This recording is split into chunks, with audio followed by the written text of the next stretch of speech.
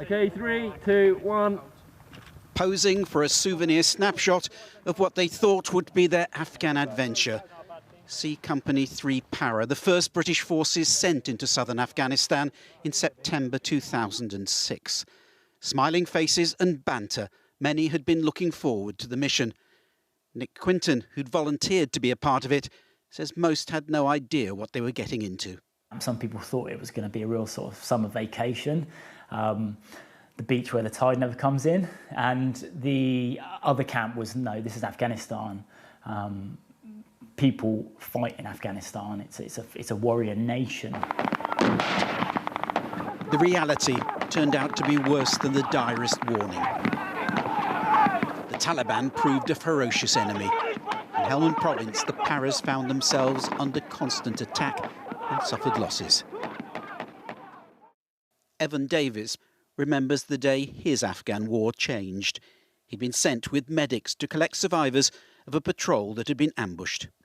One of the first casualties that really caught my eye coming onto the back of the chopper was an artillery sergeant major covered in blood. And a few seconds later, I realised that he only had one arm and one was missing from sort of here. And it was that moment, that shock really hit me. And that's when I realised that, you know, I'm in an actual war zone now. You know, this isn't playing about. There's no games here. People are getting seriously hurt.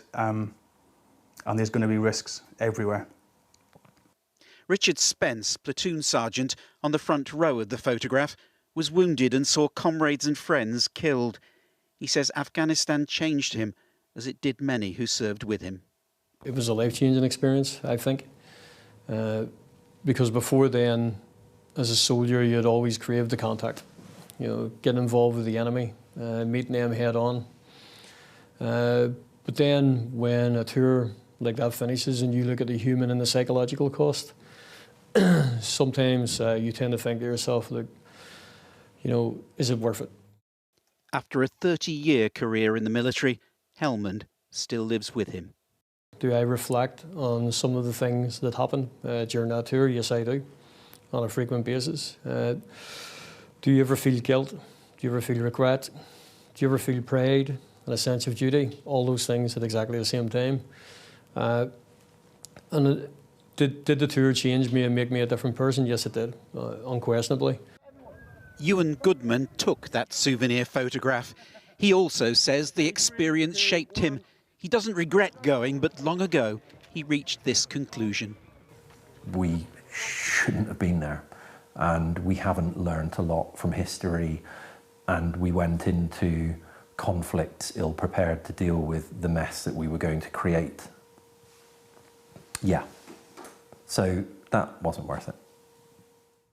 They may have started with good intentions back then, but if the aim was to restore order to a land that through the ages has refused to be tamed, then this chapter in British military history has finally ended, like others before it, with tragic losses and mission objective not accomplished.